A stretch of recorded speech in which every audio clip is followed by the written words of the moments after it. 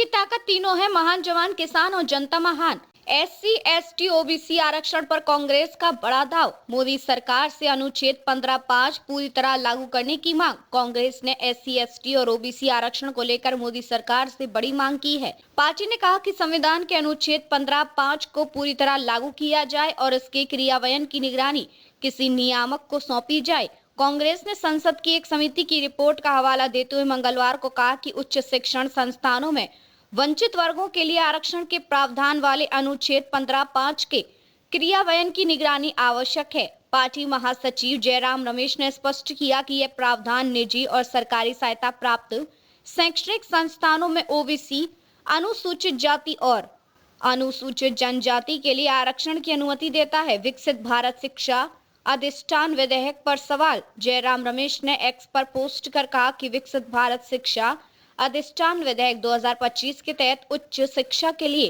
एकल नियामक बनाने का प्रस्ताव है।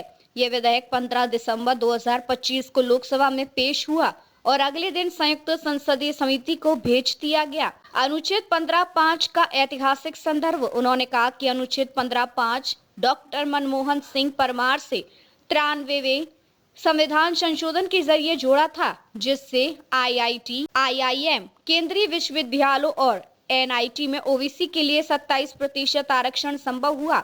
तब से लाखों ओबीसी छात्रों ने इसका लाभ उठाया है। सुप्रीम कोर्ट का हवाला। कांग्रेस नेता ने याद दिलाया कि 6 मई 2014 को Pramati educational and cultural trust बनाम भारत संघ मामले में सुप्रीम कोर्ट ने अनुच्छेद 15(5) की वैधता बरकरार रखी थी। बावजूद इसके संसद ने अब तक इसे लागू कराने वाला कानून पारित नहीं किया। निजी संस्थानों में रिजर्वेशन की मांग। उन्होंने बताया कि अगस्त 2025 में शिक्षा पर संसदीय स्थायी समिति ने निजी उच्च शिक्षा संस्थानों में एससी, एसटी और ओबीसी के लिए आरक्षण अनिवार्य करने वाला कानून लाने की सिफारिश की थी।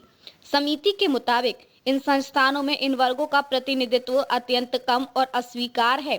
कांग्रेस ने कहा कि वह सामाजिक न्याय के प्रति अपनी प्रतिबद्धता दोहराती है और मोदी सरकार से अनुच्छेद 15(5) को पूर्ण रूप से लागू करने की मांग करती है। देखते रहिए changing future TV. Like, share और सब्सक्राइब करना ना भूलें। देश, दुनिया और भविष्य की सबसे बड़ी खबरों के लिए।